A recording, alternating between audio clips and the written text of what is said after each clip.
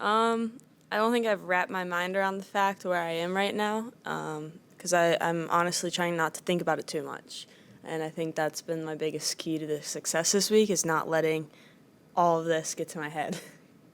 Well, congratulations for moving on. Thank you. Quite an accomplishment. Michael. Hi, Peyton. Michael Lewis again from the Austin American Statesman. Congratulations. That was Thanks. a fantastic performance. Thank you. You've lost 17 games in 3 matches. I mean, that's amazing for a U.S. Open. And you said the other day you're playing really well, the new coach and all that, but like tonight, did you feel like even like this was your best match of the week, or where did you feel like tonight was? In a sense, yes and no. I think I went out there very tight, very nervous, playing under the lights, haven't done that in a while. But I think she was also the same way, and I was able to come out on top of that, and she wasn't, and I took control from there.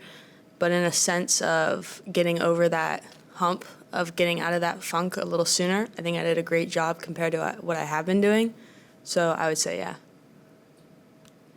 4th round, first time. I mean, what does it mean to you? An American kid, Cincinnati. I mean, all the U.S. You grew up watching the Open. What does it mean to be in the 4th round of Slam for the first time?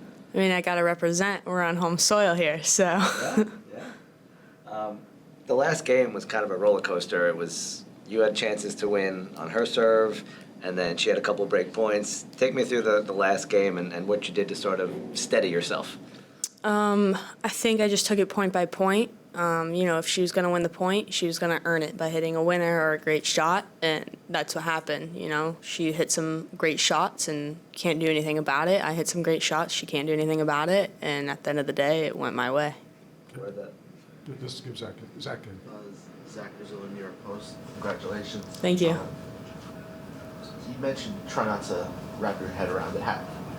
How are you not able to kind of let the moment get to you at all? I just try not to think about it too much in the sense of where I am, what's happening, and who I'm playing or where I'm playing kind of thing. I remember in the first set at 5-4 when she was serving in the game, I told myself that it was 0-0. And then in the last game, as I was serving for it, I told myself I was down love 30 at the start of the game, just to kind of like flip the switch a little bit and get me thinking, instead of thinking like, oh my gosh, this is the match game or this is the set game. Like I can close it out here kind of thing. Do you like being able to play on the side courses that help, not with that moment, not letting the moment get to you, or do you hope your next match is in the stadium? Honestly, I don't mind. I would love to play in a stadium, but wherever I play, I love it, so we're good. Good, Mike. You've made such a quick ascent after leaving UT and the pro circuit. Not to say it's been easy. Of course, it hasn't been easy. But has this been happening a little faster than you expected when you left college? The ranking and the wins and 3rd round at Roland Garros, 4th round here. I mean, has this all been a little faster than you expected? Yeah, for sure. I've kind of set goals in the rankings a little bit for myself, and I keep surpassing those goals. So I have to keep creating new ones, which is a great thing. But it's moving very quickly, but I have to learn very quickly as well. Because of how fast it's moving, I don't have time to absorb a lot of things in. But I think I do a pretty good job of learning them like very quickly. So Next, you play either Vondrousova or I'm drawing a blank. Makarova.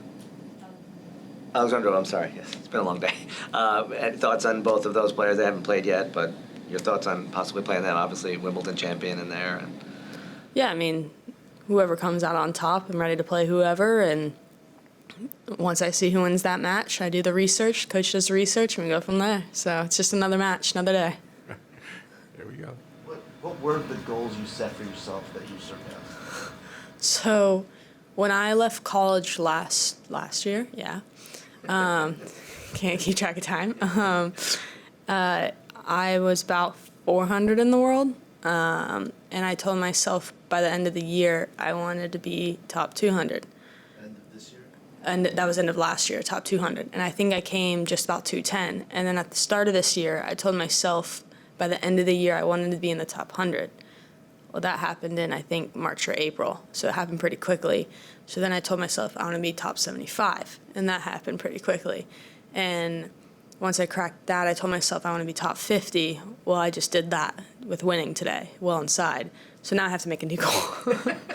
Quarterfinals of a slam.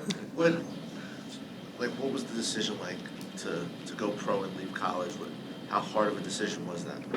I think it was pretty easy. After my freshman year, I honestly thought about leaving, but it was a good thing I didn't. It was a little up in the air, 50-50, and at the end of the day, I was glad I went back and did what I did. And I kind of left college on a high note. I mean, you can't get much better than winning individuals, winning team, and quarters of doubles, and leaving from there. So, I mean, it was a pretty easy decision, and actually, I made that decision in December of my sophomore year. I was out all fall with a foot injury and hadn't picked up a racket and told the coach that I'm leaving after this spring no matter what. Is your forehand, is there someone you watched growing up that you emulated? Where does the forehand come from?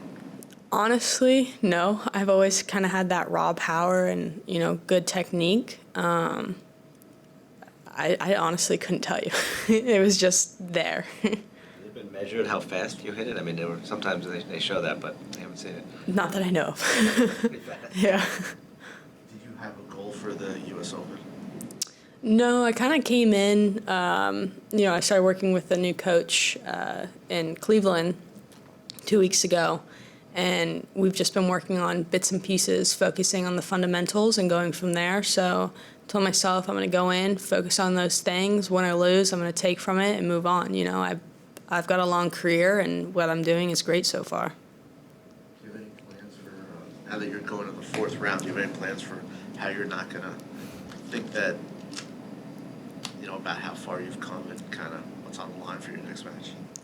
Yeah, I mean, I'm just going to take it like I have been the last week and kind of just chill and not overemphasize what's going on and hang out with my team. My parents are in town. Some cousins flew in, and maybe go shopping and, I don't know, just do normal stuff. Do you try to stay off social media? No, I go on it. I don't really care. I like TikTok, so kind of hard to avoid that and get all the notifications while you're on it, but You see all the UT fans in the crowd tonight? yeah, I love all the burnt orange. Yep. You're pleased by that? Yeah, oh yeah. Absolutely.